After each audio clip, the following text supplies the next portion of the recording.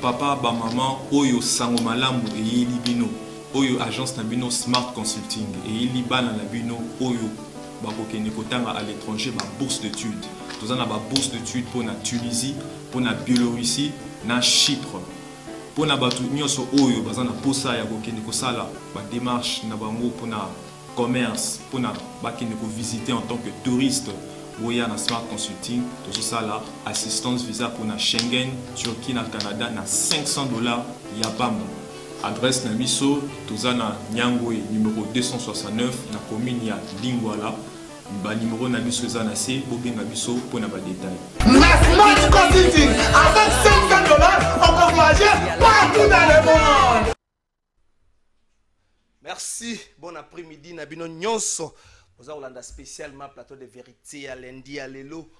Merci parce que vous avez besoin de confiance. Merci la soutien vous avez sala na musala. Oyo vous avez même la bino mikolo nyonso na banda ko na bino lundi ti vendredi 10h juste pour la live et puis 15h juste à 16h pour la rediffusion mais spécialement lundi à l'élo 15h vous allez rediffusion parce que dossier moko spécial écran prophétique télévision prophétique na été to ben en ndengwana likambo nini lisusu na sima ya mbio na sima ya unkra mikolo ekomi kebanji mais uta weekend eleki le pasteur Denis Lesi abakisi écran prophétique yazali invité na biso ya après-midi ya lelo merci na bino boza kolanda biso d'un peu partout tozali na ye nani ayebisi ke Kabila kozonga lisusu est-ce que ezali nzambe mutalobeli ou bien makanisi na ye moko vision yango ezali ndenge nini bande kobotika na tekela bino secret lobi lobi oya monaki pona mboka kobanga bo changer chaîne te bo kimate bazali kolia mbongo balaki mbongo a Kabila est-ce que mosala nzambe senga loba makambwana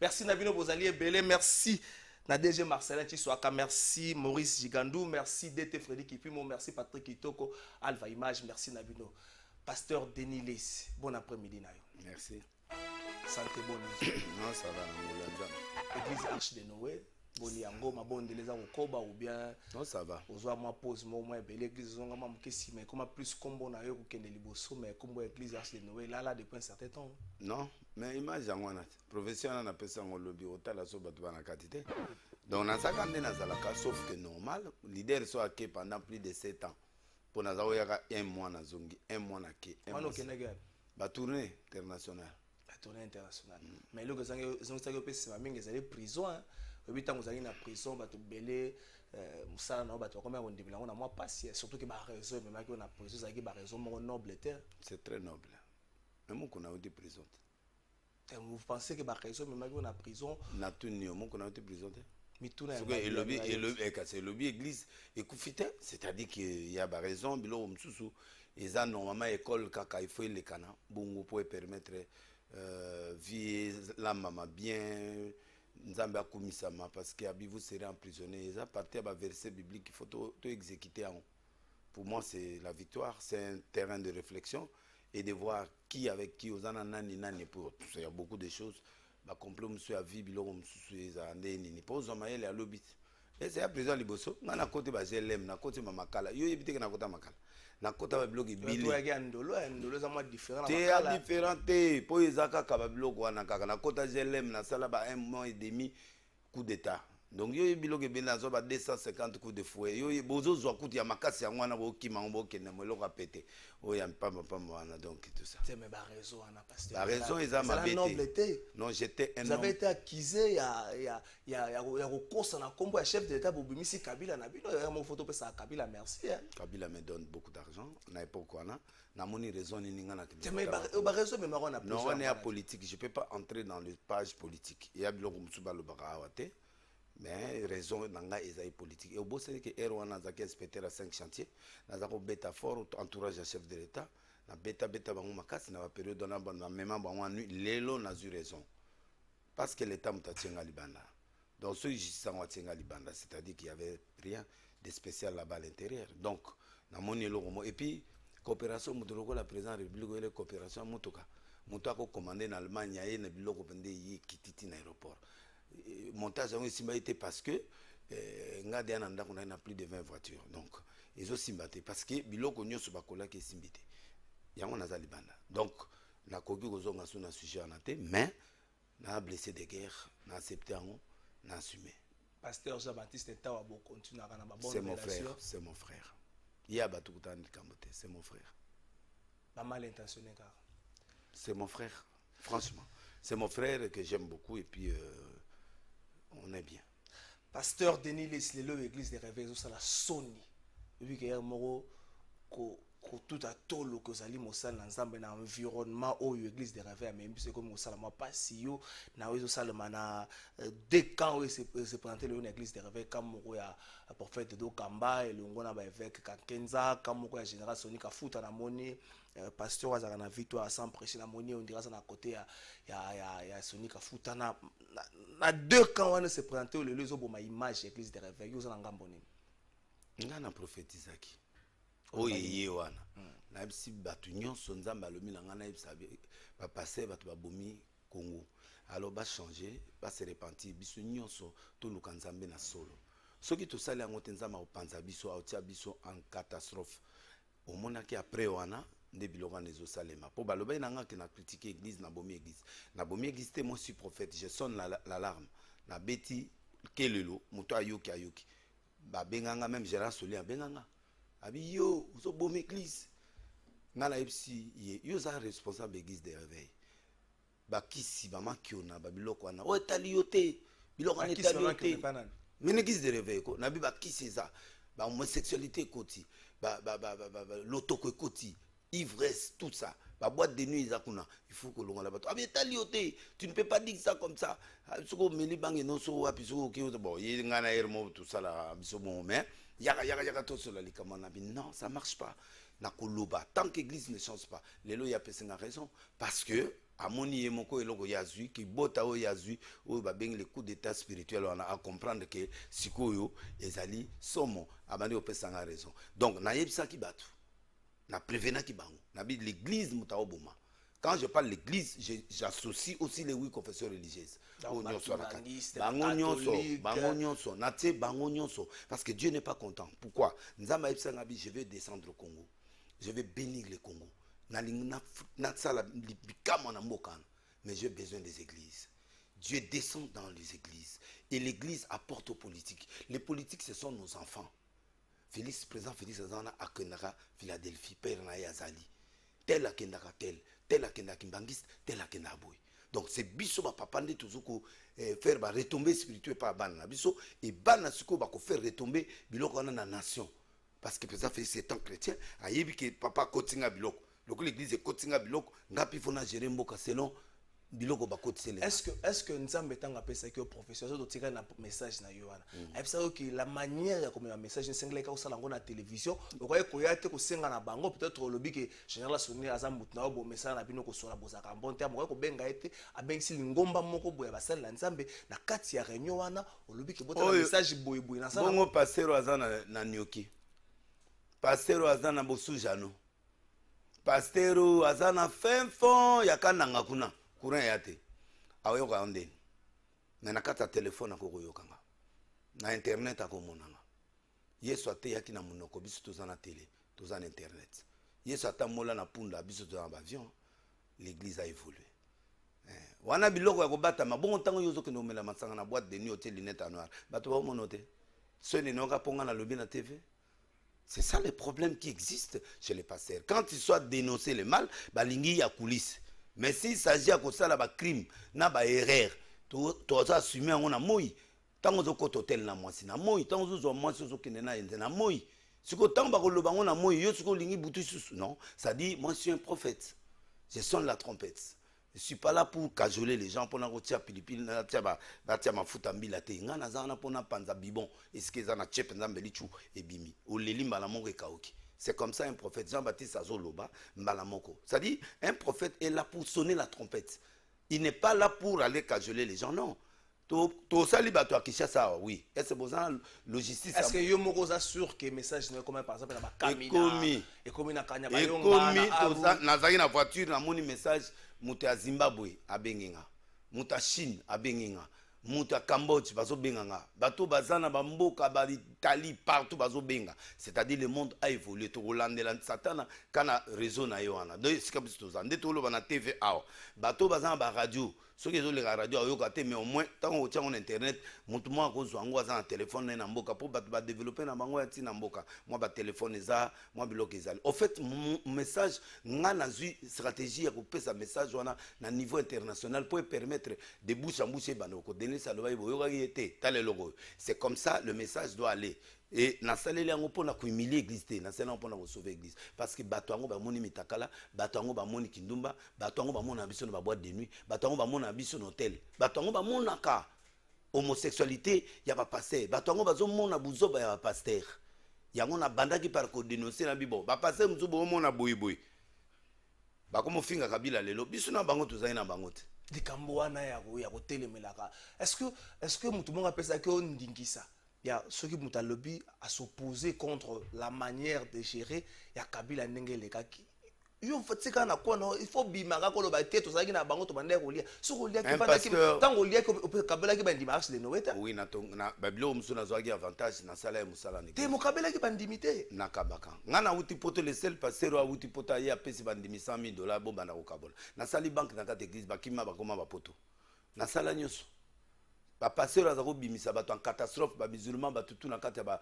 hôpitaux c'est moi bon bosana Hermo jeunesse bato bazobosa na biloko de lesa sa na mboko avant ba député bato a commencé à biloko na kena même 200 personnes na futi mongo babimi na keti na hôpital ba Masser c'est moi qui ai commencé cette histoire donc na lina loba que batunde batikande koko sa peuple de Dieu il est temps maintenant que les hommes de Dieu soient vrais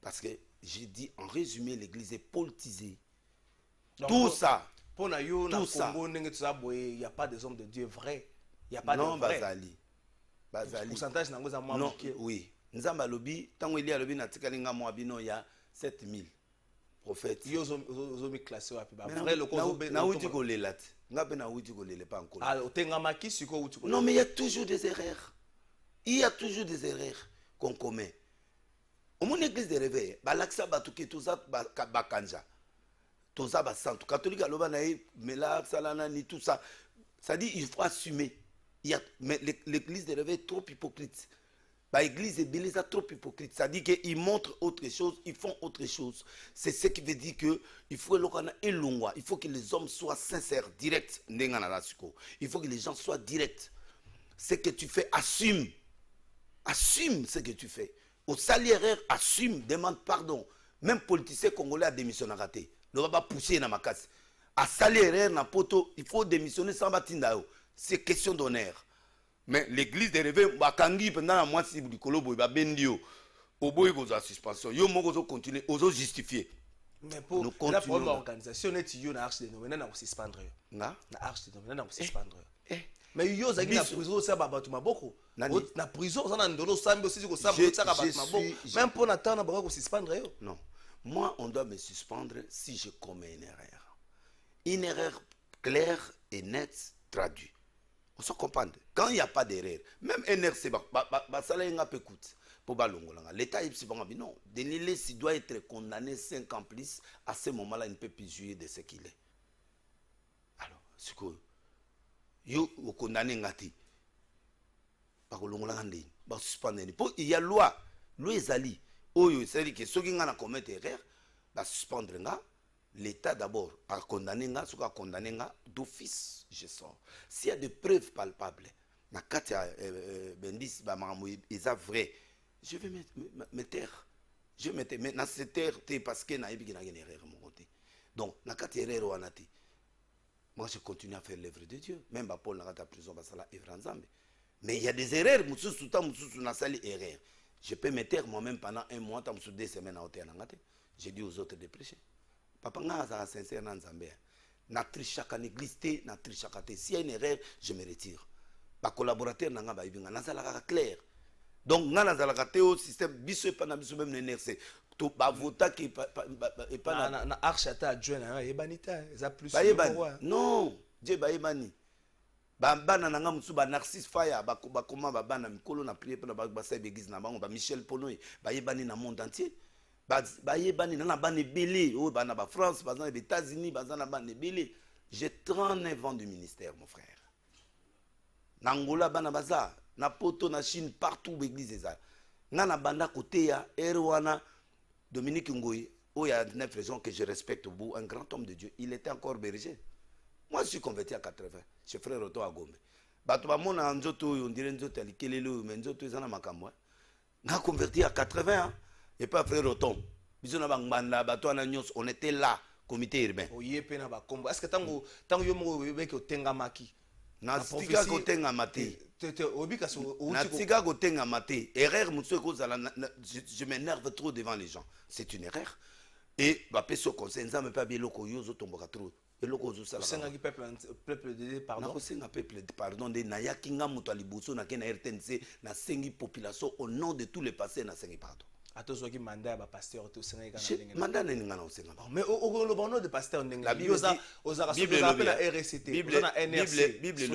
Bible lobby quand un membre souffre c'est tout le corps qui souffre nde ozana sona katio musapi wana nyonso zolba no lobate et là ozo crier pourquoi c'est-à-dire nous sommes dans un mystère il y a communauté dans un mystère d'unité ce qui a erreur passé moi c'est le au moni ba pasteur pourquoi ba le ba bon donc au nom de l'équipe je peux m'incliner pour dire pardon na ngai na bao nyonso to salverer bolimisa biso sikoyo pasteur soki yo olegaki na RTNC osenga pardon au nom ya corps mobimba pourquoi il faut oyaka lisusu o tirer sur bandeko na yo ba pasteur o batambola ki ba loko osengaki pardon les restes ezaki boswa na coulisse pourquoi faut na tirer mututé pourquoi il faut aussi le sous na tirer mututé ka par exemple ya mukuna je donne un exemple na tirer était il y a que des prisons dans makambo ya tibola na ko tirer na sens ni deux même si ezaki la politique ezaki na C j'ai dit ça clairement que ba fou du roi bazalakat Jean-Baptiste a prophétisé makasi sur roi yo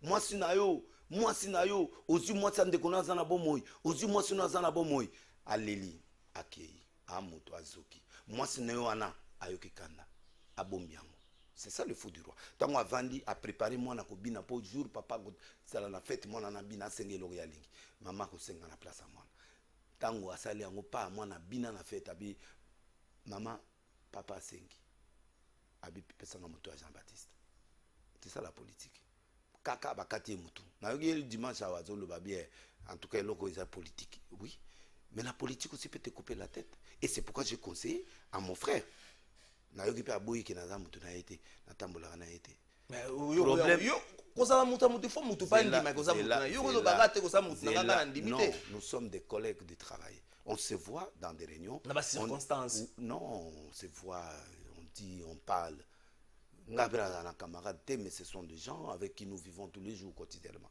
c'est ça dans ce sens là qu'on dit et puis na yoki une émission à l'obiki denle ça qui on a passé un transport j'étais pas là j'étais au Bandundu. Moi, c'était pas là quand il a commencé Bilorone. Non, non,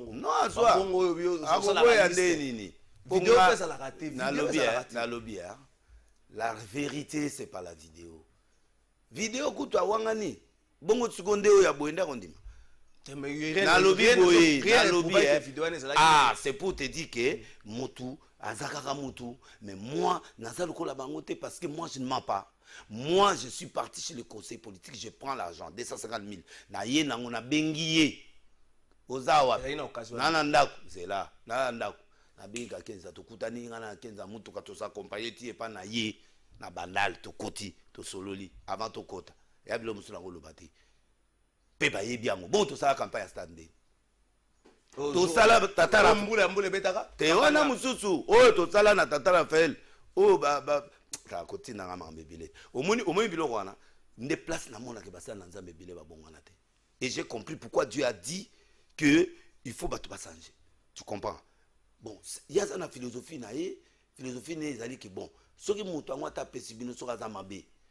Mais mabe ezali n'attaquez pas individuellement, analysez les choses concrètement.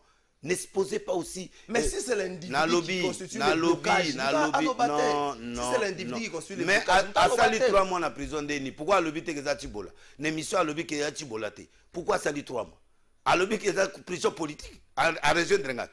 Soka rejoindre Drengat suko. Nga muto na zali blessé de guerre à Liboso. Le chef spirituel ya bloko wana na kota ba prison. Chef spirituel ba prison. Nga na chef a preuve.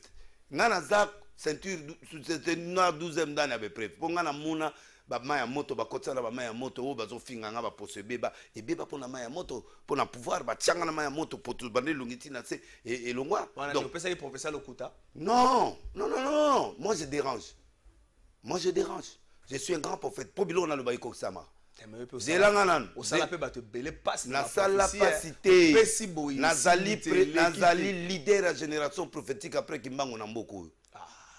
Nakoloba na sisa ozo sotenga biloko sisa o sotenga biloko donc na ningina loba ke ye il fallait analyser banda Lumumba mabe banda sikote parce que c'est ça seulement na ba période ba Lumumba ba bitumbe banda le loté Kabila ça rien par rapport à la crise o e banda et longo yana e ye et pas ya Mobutu amona Mobutu te pour analyser Mobutu bambebe za ikuna te 32 ans amona et pas ya Muzete ba mabe sema ipa musée na ba époque naï a koti sikoyo na nani Kabila olongwe pa Kabila yepe pa fati béton ou bandi pe ko analyser yo vandeli kaka Kabila ozomona te que c'est un problème individuel parce que même le loyo nani Fati Azali il a aussi des difficultés malgré que il a des difficultés aux Kabila non écoute Kabila c'est un individu qui passera Jean Pembe m'a outé à prison. A Koufi na prison, c'est Abimi. Yemo a outé prison. Abimi. Ça dit, il faut pas viser quelqu'un. Il montre directement qu'il a un soutien quelque part. Non, il faut parler. Au moninga, so tuninga suko ndi makabila mbi oui. Nazali Kowanga na été. Je crois en lui et je crois malgré Félix Azali. Je crois au président Félix, mais Kabila, je lui suis très reconnaissant. Timokola Okufa. Oui, chef à maison civile. Ozali chef à maison civile à Kabila. Nani? Chef à maison civile à Kabila. Nani Pasteur Mugalo. Pasteur Mugalo. Asa pasteur. Oui. Yo osa porte-parole à Kabila te. Si il faut que le bana combat Kabila, tout ce que pasteur Mugalo ya koloba, tout ce que va porte-parole na lobaka makambo. Mais yo comme le porte-parole à Kabila. Tu comprends pas. Moi je suis contre l'injustice. Nganaza président il y a association Oyo dynamique de la paix et de la réconciliation. Moi, je vais réunir les gens. Je veux que Kabila parle bien avec son confrère. Pour te battre solo là, dialoguer, malgré l'interférence, malgré la divergence na bango. Mais, liba les alarape muto aza mabe, muto aza berer, mais botier ba divergence na mino pemben, botali intérêt à peuple. La coalition c'est quoi? On se met ensemble pour dicter les choses ensemble. On dialogue. Là où ça ne va pas, on discute. Lui demande aux gens de se séparer. Est-ce que Azana Mbongo a l'élection anticipative? Ce que le loi a bombé le Parlement. Il a le pouvoir. Mais anticipativement, il ne faut pas ça l'ambon. L'argent n'est pas là. Il faut que le pays soit organisé. Non, Mbongo Nazoloba, par rapport à Ndenge Bango Bazo Jiremboka. Mbalobi Mbongo. Et bien, Covid, on dirait d'une manière urgente. Covid-19, on dirait d'une manière urgente. Facilement aussi, peut trouver solution. Ezali Kambo ya Covid était. Wana bargima pamba Covid asele lokote awa tozoloba makambo minene ya mboko oyo ezalaki na crise libulo eza munene. Il faut libulo wana il faut travailler la tête des politiciens et des pasteurs et des populations pour être s'en sortir dans cette crise. On n'a plus besoin d'une autre crise pour créer d'autres crises. On va se séparer en 2023. Tabatou Baboui qui est élection à la tête. Félix c'est un homme d'état de droit. akolekisa te bato baoflate wana tokokende soki tina 2030 peuple congolais ondimango te parce que bango bakriaki sur Kabila sur bato wana nyonso tokondima mpe yango te même Kabila asala yo wana nayebisaka ye il faut pas de prolongation avant tokota na poussana. Alors donc leçon oyo ba pasteur il faut bazwa aucun pasteur qui est entré en politique au Congo est sorti vivant. Quand je parle du vivant ici, ça dit ça laisse toujours des séquelles spirituelles ou physiques. Tout le monde politique est là boutou. Politique ya Congo et donc pour na conseiller que pasteur à la politique il faut za la Daniel. Kizami na kota bimat. Atunaï. Te me Kizami na kota physiquement makamone na olinga koloba ngo sute mais abima mobimba wa. À 8 ans pour azongela évangile miracle à 8 ans. Et l'organiser l'oroté sur côté la web so mutu. Albert Andimi. Baba biloko ala so que no mona butu butu to mbonga batu butu butu pour que le lever la muto mabe yo pasteur o que ça biloko et si maté ça colle pas même à Mos Mbayo bazala na ebite ne ba fonctionner même ba mugala onde bazala na bala bitumba moi eloko se ko yela yo boyo lekeli moi eloko boyo do tout bela chaque jour bana ba problème pour vision yo zana ngo na bango simbate pour eko sengoli ya mbongo esenga ba corruption yo senga boy esenga ba peso motion na parlement il faut futa ba député corruption. Donc biloko ala nyonso na pasteur esimbate esimbate ba biso sakambo que no convaincre muto ana ya na kala biso mais ça makambo comme mona sikote ba ye pas soni moi 50 000 yango na jeep yaka koto et ça c'est difficile ce truc là chargé pamba je crois pas que ça na ba preuve c'est lui qui a dit ma preuve c'est lui-même Soni Kafuta un homme de Dieu je ne crois pas de son rang peut mentir. Donc tout ce qui est na yebi circuit na yebi na vani pembe ne Kabila na vanda pembe na ba président Belé j'ai prophétisé sur Lula na Brésil na kenda le seul pasteur qui a prêché devant le parlement brésilien c'est moi ngai Lula na sakola e azana nous na setia comme président Bozizé je l'ai prophétisé à Paris sakola rapona na Lula to sala kata mais na zela ndeko lukila nga passeport nga pour n'a pas la coupe yo olingi émission ba preuve tout ça l'émission ba preuve j'ai des images j'ai des photos il y a Sarkozy na sakola étant en première année j'ai prophétisé sur lui na pesa image na mboko pe na l'accent na nzondo bon mon te comment hier pour chose avec moi jeune moi on comprend bien le la tête mais yo c'est à la télé ngai na muta télé na mutu na l'accent preuve on comprend na sakola etia comme ministre des Finances, comme ministre intérieur, comme président de la République. La PCP au sala 5 ans, ça les 5 ans.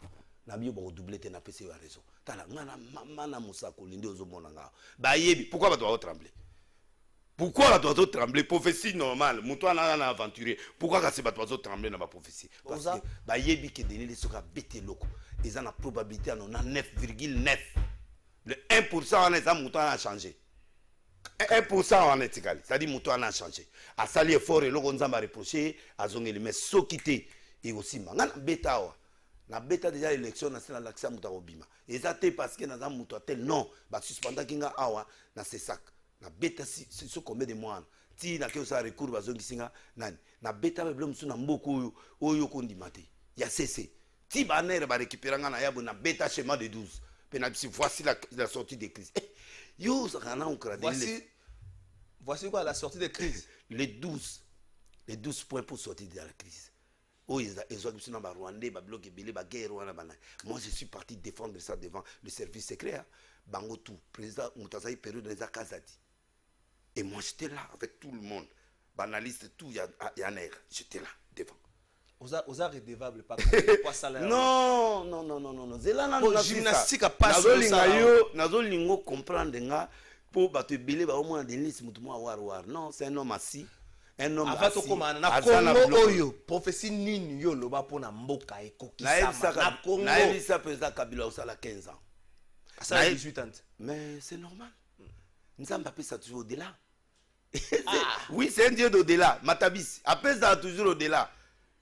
La logique a mandé Zach 1 plus 4 plus 2 mandats normaux. Oazaï nango na moi glissement basala ki wana biso pe ba passer ba tokedo 5 ans. Tokendati ba États-Unis. Olinga livrer ba secret na catholique, na protestant. Biso tout. Yo sera en délégation. Mon Dieu.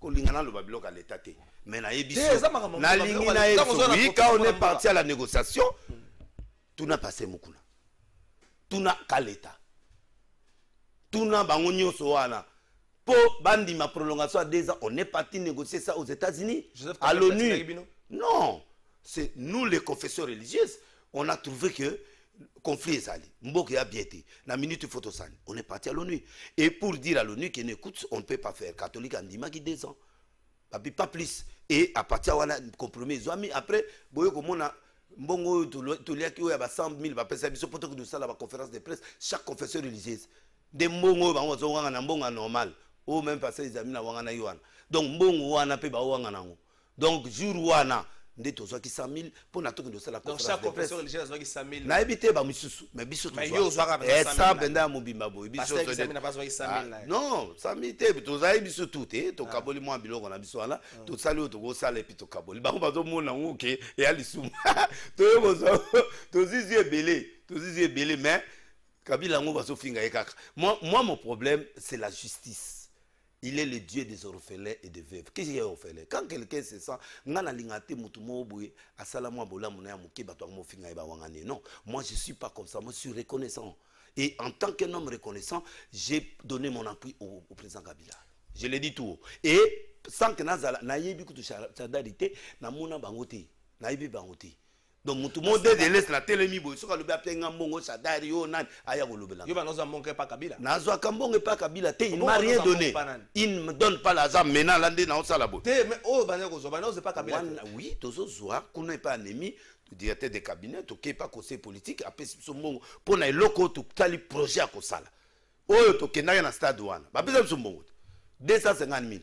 Quand la carte on a passé le bobo pesa ngambo on a pesa équipe ba fanatique baya to 70,000 sont combien to pesier abesa nini et pesa ba supporter baya yo so moni supporter ko ya ko sala prière na stade tala ba pousser ngana lo bate po so ba pousser ngana ça ngo pempia ka stade ngo mpia te ndenge nini ba ndimi ba passer bazali to ko pesa ba passer bon ba kanga begis baya moko na biso alobi ke ba pesa mbongo azwa podium na bralima akeno ko zwa nani équipe moboy ba supporter équipe baya yo so moni supporter équipe azo ya ko sambela nzambe to pe aye ba ko sipe ba supporter wala ke ndenge za wana siko dozo kele po ba sambela pona bine ke ebi ke bongi bo senga nzambe pardon wana bozaki na sécurité pas kamba bino akamba bino comprendre siko bo pianga raison bok akamba bino bo comprendre ke makamba za yo mutu wana o no lo ba ndenga na za boye na lelo te olete so do bito to bimisango sur la table tala denile sa moto pièce par pièce ngana linga biloko ya nani ngana moto ba pièce et puis ba ke balanga et po ngana filma ka événement tout ça dangereux na filma événement tout je nous autres na bayate parce que moto a sincère ko bangate awa ngana zolo ba moto abominga le problème de passer c'est cette hypocrisie là bandimi bazo yeba makamba zo salate c'est fini photo bongwana faut bandimba ba ke batata baliaka bayaka basala ke lokote koto ba mazo wangana ke Kabila c'est mauvais c'est un tricheur tant apesa ko mbongwana otuna ite mbongo yuta mais pasteur de l'Église to suka le kamana va to ke na resto sur les mambo problème oh ya mbongo pourquoi yo le roi leader d'opinion pourquoi le roi un homme de Dieu na rang yo zozwa au sala prophétiser pour na Lula prophétiser pour na Sarkozy prophétiser o que ko beta ka le solo ya mbongo na ba etande que so monte so kitisa lo kumu na bino le solo ya mbongo na betité ozolo banini mbongo je préfère que to bima pamba pour nzamba délivrer biso pour quand quelqu'un est ingrat tu ne reconnais pas Dieu. Mais les mains à Soukan Zambalomi, dans les derniers jours, les gens seront ingrats. Ce mouton ingrat, Zana Katsabatali fait l'autre. Vous voyez, Bibi Plate. La reconnaissance, c'est la chose la plus importante dans la vie. Pour l'élo, Bagokendo Salangope Félix. Na prévenu que Félix n'a pas Keba. N'a pas espéré le coutate. Vous voyez, qu'on a besoin de gagner. Bah, passer à comme un dossier dans l'IPK, même chinois. Yo, même chinois, qu'on a. Rôle n'a pas passé à comme un chinois, pas président. Rôle à passer, papa, nous avons un lobby qui est aux Okufa. Alors il faut tout le monde tout le monde liwa na kati bali weza la ki awa na présidence sona ganga kité mais le basambe la kasute dossier na lipeka na zana antiye mo ya walinga salizine papa na profiter na zo ata moins 10%. OK na 10%. To OK na ki osunga spirituellement le chef de l'état pour amener à mission musala. Spirituellement sunga Joseph Kabila. Oui. Je lui disais la vérité en face. Voici ce qui va arriver. C'est à lui de faire les choix.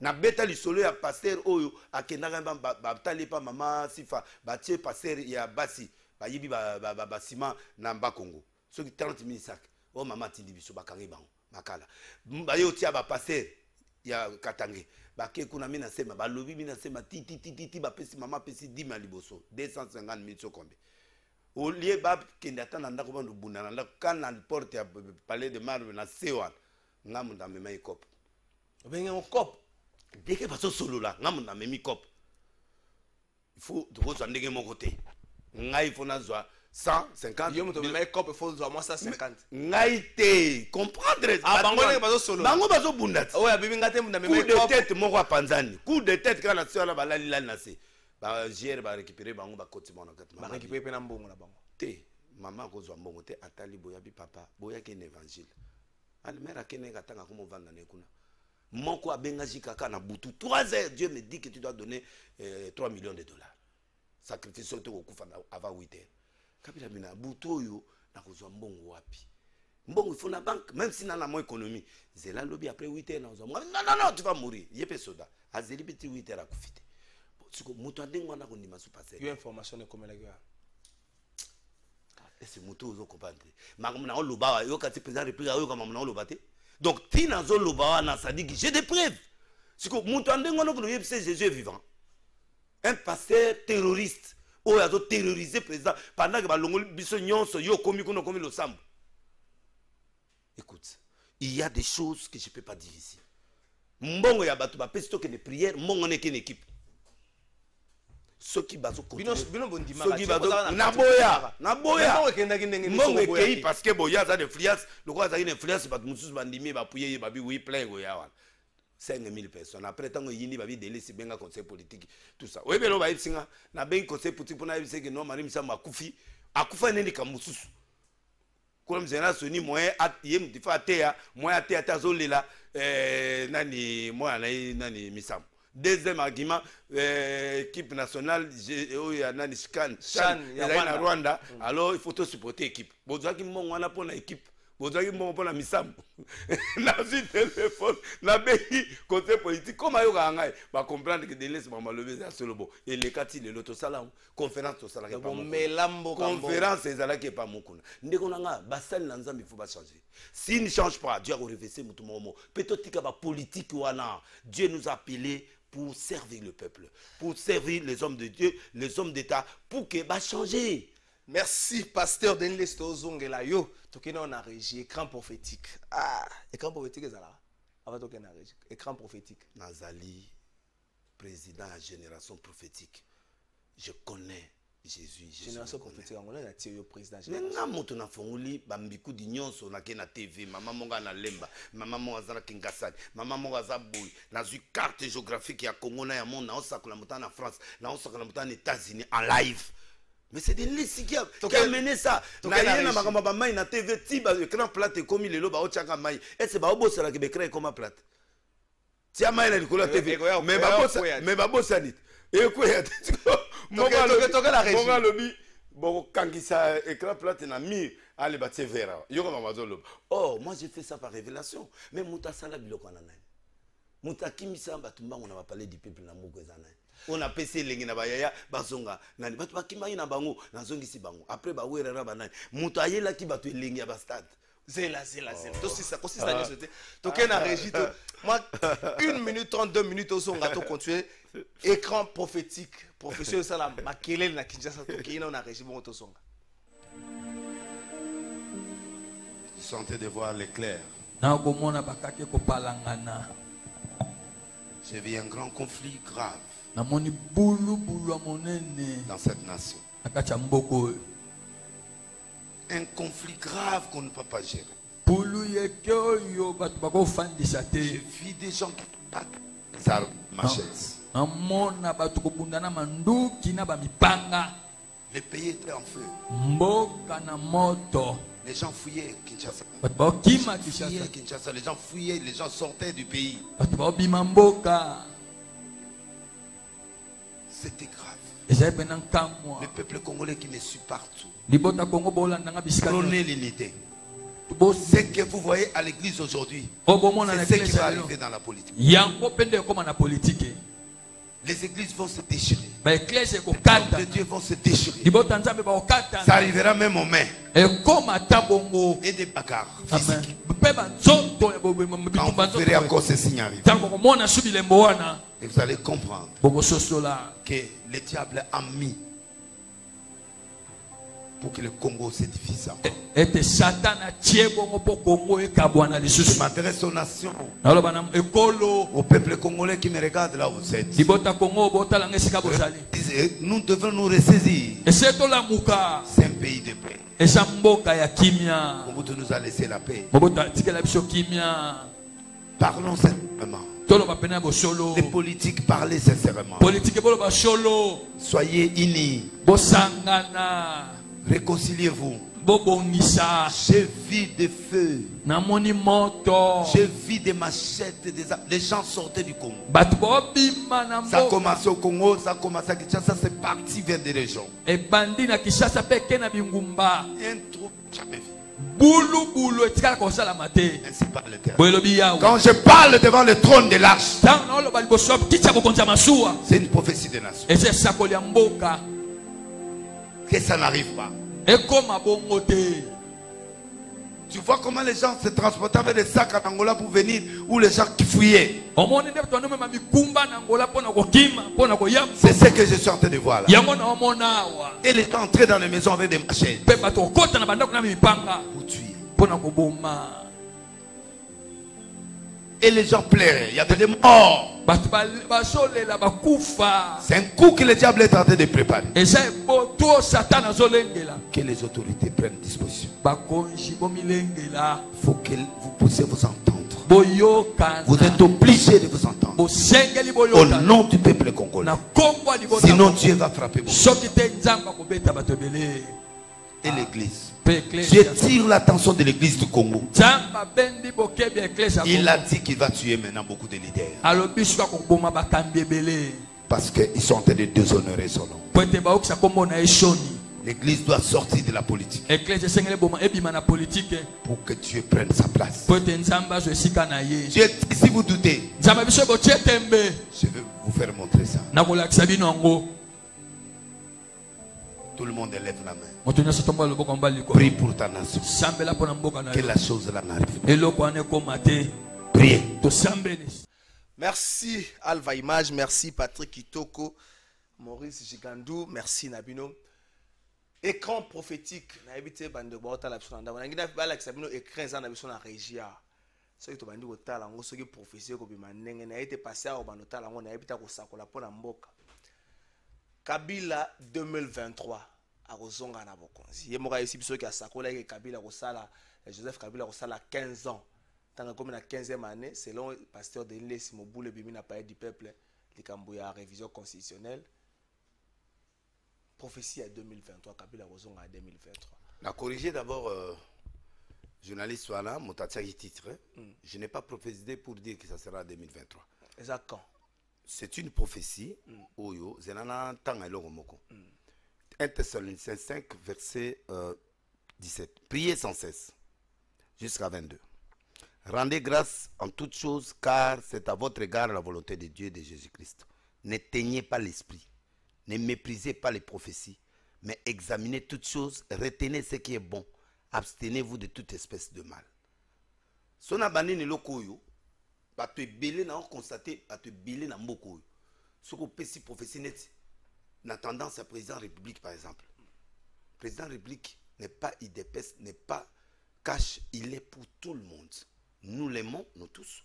Nous disons des choses, nous tous. Ngana télémé la raba, babiloko msusu ya prophétie oyo. Parce que dans mon œil qui est biloko moko en l'air, je ne sentais pas ça. J'ai donné la première prophétie où il y a poison à chef de l'État. Chef actuel. Actuel. Bah interpréter toujours ma bé. Na mon chef azvanaki na kiti nae après akui. Mais aye ko telema maintenant c'est quel moko. J'ai dit aux gens va contrôler très bien ba kiti nae, ba avion nae, ba biloko nenyo sur ba voiture parce qu'il y a 4 personnes ba ça les locaux. Ba empoisonner ba kiti. Quand Dieu révèle quelque chose, c'est pour que les gens se préparent pour prier, pour écarter le plan maléfique. Mais, ma prophétie, non, pas de problème. On a vacciné. Deuxième prophétie, en pleine émission, journaliste a tenu une question. Qu'est-ce que tu vois pour le Kabila? Sincèrement, j'ai dit, je vis le retour de cet homme dans le pays. Yoka, je l'ai vu. Je suis prophète. Retour n'a pas du peuple. Non, non, je suis un prophète, j'ai la vision. Quand je dis écran prophétique, c'est-à-dire vision. Je vis à Zongi, mais en deux temps. Deux temps où il a dit indirectement, indirectement ou directement. Indirectement veut dire Moutou, Moussous. Mais Aza n'en prise naïe. Na monis yé lisusu. Nzamalobi, il peut venir indirectement, il va venir indirectement ou directement. Maintenant, toi autour de la question me dénilis. To linge Kabila lisute. Est-ce que c'est linga? Ngana na problème na Kabila? Est-ce que ngana na problème na Moutou où je vis? Ce que les gens actuels doivent faire quand Dieu prophétise quelque chose, c'est-à-dire il y a quelque chose que Dieu reproche aux gens qui sont là, pour ne pas permettre à la personne de revenir. Il faut que les gens étudient. Non, non, ça dit, je suis en train d'expliquer maintenant une prophétie. C'est une jeunesse. Prophétie n'a eu une sonnette d'alarme. Je vis en voyant, quand Dieu envoie une prophétie, c'est-à-dire il y a quelque chose qui se passe, qu'on doit analyser, qu'on doit étudier. Yokanga. Nana Kendepo, dans la Bible, je suis en face de moi, naïbi qui va pasteur, va prophète, va olananga. Genèse 15. À partir du verset 13. Voici ce que dit l'Éternel. L'Éternel dit à Abraham, sache que tes descendants seront étrangers dans un pays qui ne sera point à eux. Attendez comme Mbokate. Parce qu'ils vont me dire, pourquoi il n'a pas donné de date? Je suis prophète. Je parle de la parole de Dieu. Et à l'Obiboui, ils seront étrangers dans un pays qui ne sera point à eux. Ils seront asservis, on les opprimera pendant 400 ans. Mais je jugerai la nation à laquelle ils seront asservis. Ils sortiront ensuite avec les grandes richesses. Toi, tu iras en paix vers le Père, tu seras enterré après une heureuse vieillesse. À la 4e génération, ils reviendront ici, car l'iniquité des Amoréens n'est pas encore à son comble. Quand le soleil fut couché, il y en a une obscurité profonde. 4 siècles après, Baozonga, il n'a pas cité le pays, il n'a pas cité où est-ce qu'ils seront et qui va les libérer. Moutako libérer, dans la 4e génération. Mais cette prophétie-là a été donnée par Abraham. Nandela Abraham. Tout le monde Abraham a koufi. Première génération, Isaac. Isaac a eu au bota Jacob. Jacob a boti Lévi. Lévi n'a pas boti Moïse. Koko ya Abraham. Et c'est Lévi qui donne Moïse naissance. Après 430 ans. Alors, 400 ans. Mais, Naba Jutouana, il s'allie 430 ans. C'est là où maintenant Lévi a boti Moïse, na 4e génération. Moïse, Sikoyo, Baboake na Maï. Ndeba lokoto na mona Pharaon. À ce moment-là, Ake n'a parlé à Pharaon. Palais royal. A Bossani mission naï. Akanzaki po a sauvé Moka prophétiquement à Bani Obomabatu. Les gens peuvent interpréter mal une prophétie. Moïse osa libérateur, mais Moïse balobi Obomabatu. Moïse commence à tuer. Nzamba eko bimisaye ake atiki nyonso a se ressourcer il susu ake nanzela. Et tango ake nanzela kutanina Nzambe ko interpréter prophétie non malamu ezaka ka yo moko. Yebisa biso prophétie dans la prophétie est claire. Kabila va rentrer d'une manière ou d'une autre. Comment? Direct comme indirect. Oui, direct comme indirect. Comment? Mais il va venir au pouvoir. Est-ce qu'il n'est pas au pouvoir? Aujourd'hui, il est au pouvoir. C'est lui le numéro 1 de FCC. Mais ce qu'il va venir. Quand nous parlons d'ici là, nous voyons la haute hiérarchie, c'est-à-dire nous voyons la présidence. Ou lui, ou une autre, ou son enfant, donc Moutoumouwa dans la tendance va réapparaître. Mais il faut les gens qui sont actuellement les politiques doivent pas le contrer, mais doivent faire quoi? Ils doivent ne plus commettre des erreurs qui vont faire revenir Kabila. Je le dis tout haut. il y a des gens qui commencent à induire certaines autorités en erreur. Et ils appellent à Kanaï. Toutes les erreurs qu'ils commettront aujourd'hui iront dans l'avantage de Kabila. Et les gens diront un jour, ah, c'est là où quand Dieu prévient quelque chose, parce qu'à la fin, j'ai vu la prophétie là. Donc, il y a lobby. Oui, potani na niveau moko qui guerre côté. Naba machette, naba nani. C'est pourquoi actuellement il faut qu'on enlève le tribalisme, il faut qu'on enlève les histoires des tribus là, parce que l'économie s'est développée. Et les dangers risqueraient d'arriver parce que machette, soldat au Bounana machette, ça dit qui est en train de se battre dans la machette maintenant? Ça dit ce sont des peuples. Batouazo Bima, Braza, Batouakota, Bangola, Batouakota, l'intérieur, exil, Congo Mobimba, mort, vengeance, Babilokwan. Alors, une telle prophétie, au lieu que les gens prennent ça, éprouvent et comprennent la vision, les gens qui sont au pouvoir actuel doivent se préparer pour ne pas commettre les erreurs. Quand Dieu il donne une prophétie, il prévoit. Et il corrige l'erreur du passé. Ça dit, ceux qui sont au pouvoir doivent être prudents, doivent amener la réconciliation, doivent amener la paix pour que Bazo a raison. Il ne faut pas que Bato Bazoya bo profiter pour la vendre sa masolo na bino. Parce que comme je l'ai vu là, si les erreurs vont se commettre, le gars va rentrer.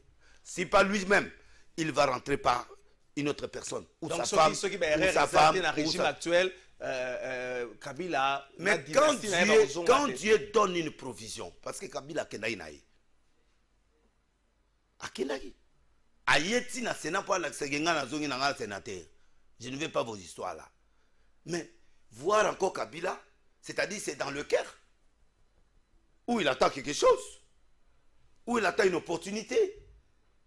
Il faut tout ça la clair. Moi je suis un prophète, je parle, je suis en train d'analyser maintenant en tant qu'un prophète.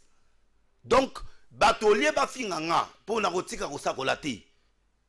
Professeur à part Oyo. Na sakola pour na musée. Na lobby baoba kwe musée akwe. Na ke komona leta. O azaki mokonzaner.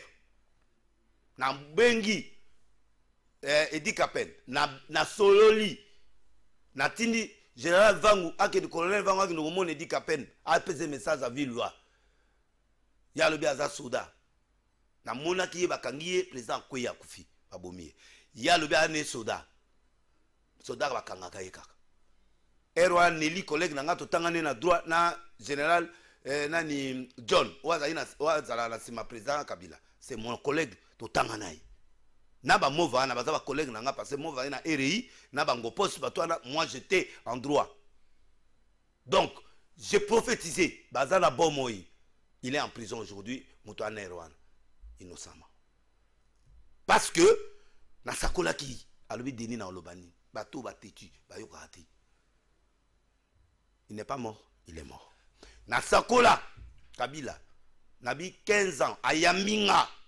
Nazana mutumsu pembe na go cité témoin na ngamba Kabila témoin zaki ba na c'est na ngamba Kabila protocole d'état ba kufate ba Freddy bazawa na président Félix ba John bazawa avec président Félix moko ba yambinga directeur de cabinet zalaka nani papa mo abandundu boy azaka directeur cabinet ba yambinga nazana mutumo boy pembeni mais na kotanga comme on était to koti na kati tout ça plus de 2 heures du temps j'ai parlé au chef d'état na biso ko sala 15 ans ça a eu 18 ans ça a eu 15 ans.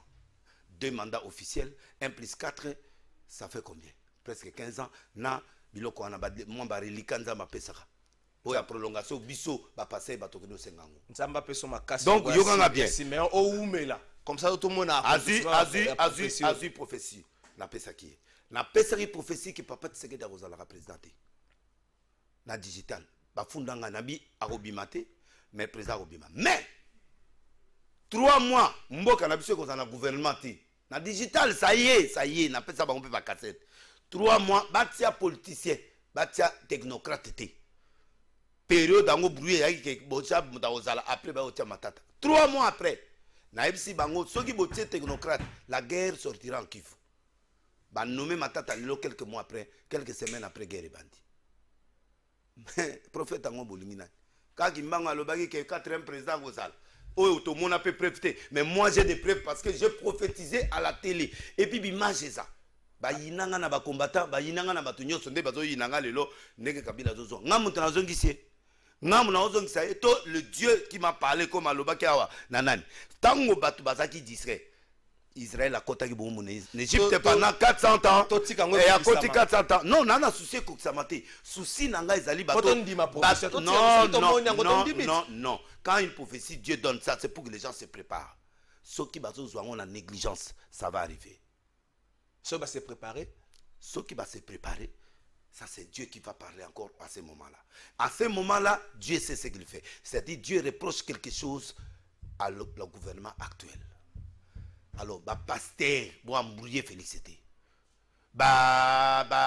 Politicien, conseiller, bon embrouiller félicité. Président félicité. Bateau non.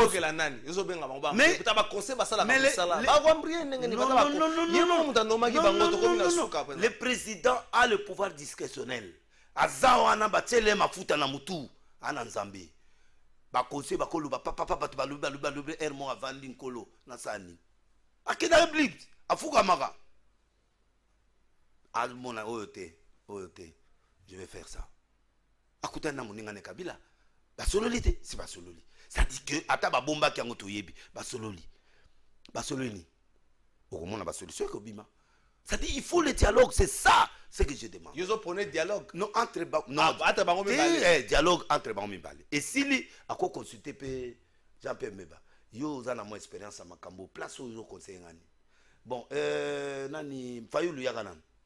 Makambo na omo. Ça dit les gens veulent que Fayulu soit ennemi de Titi. Batu balingite Fayulu a solo na Kabila. Mais ce sont des acteurs politiques, ce ne sont pas des ennemis. Moi je suis parti voir nani comme nani. Fayulu. Na bras droit ya chef de l'état moko ya pasteur. Nabi Fayulu alinga kutana président. To ketie pas Fayulu. Wana yom to Fayulu muto ebiso to yom to bimisa. Ngande muto na ke pas Fayulu na bimpangi. Ndeza boye on a besoin au kutana ndeko na. Bo laver mitema, vous pouvez travailler ensemble comme il a accepté. Na yeti na passer wana. Quelle contradiction. Papa. So au monde de l'île ça bête loko. Il y a vrai non l'action va faute ça. Jour wana yoka. Ba ke go yebisa président. Ya hier soir yebisa président, yebisa Fayulu, yebisa Fayulu que président boy na yepo alobi yo fingi trop. Et ces politiciens ko le bandengwan. Fayulu moto bébé lisusu. Donc c'est pour dire qu'il y a des gens qui sont à côté du chef de l'État.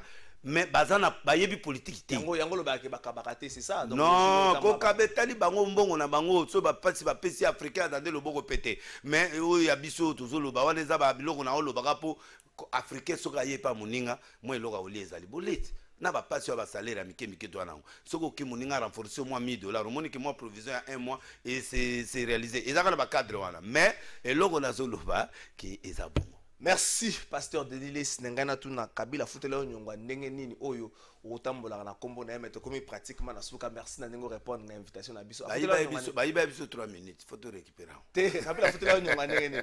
Non. Ça dit cet homme là a ça un plaisir dans le sens que tout ce que je lui dis quoi. Ça c'est un contre-zangaté. 2. Tout ce que je lui demande si j'en ai besoin, il me donne. 3. Na kufa ki na poison. Tant on a zobi à l'hôpital, le docteur habite une peuple, na sans amakila, na perd 50 kilos, oui. Tant on a commis na 42 kilos. Tant on a commis na station ma campagne, na kuta na Francine de ba meminga na commis dia na coma. Alobi na ngai, alobi boye bisinga ta mama tina bise non, to soloni na ba directeur à cabinet ba za informé. Ndé a bien présent sur place abino. Merci. C'est là na ibsa hote. Camarade na yo azobela. Ndé na poko azu ba disposition ba avion ba nini tout pour ba que nous soigner ça m'a coûté beaucoup de l'argent en Afrique du Sud à sommelinga ndako kuna à sommelinga ba voiture ou ko permettre ngana kenda entretien tout ça. Merci. Je lui dois cette vie là. Et merci Valère negi de rêver au panzalelo pour question on peut tuningate au bazo panzalelo au bazo sakana nango na batu. Donc, je lui dois cette reconnaissance. Je ne suis pas péperdien, mais Azali Moutafe FCCT. Merci, pasteur de pratiquement na souka. Je crois que Batou va comprendre. bato ba comprendre oyo Kabila sala pour na bato ba comprendre que oza moto tambola na sembo. Merci de nous répondre à l'invitation na biso. Merci na bato nyonso bolanda ki biso plateau de vérité spéciale ya lundi avec pasteur Denis c'est pour comprendre ndengeni li cela prophétie beta ba pour comprendre ndengeni ni écran prophétique ali. Merci na Dipro Freddy Kipimo, merci na Patrick, merci na Dorcas Mutombo, merci na bino nyonso ne bolanda ki biso Clovis Odinga leto kote ne mokola lobi.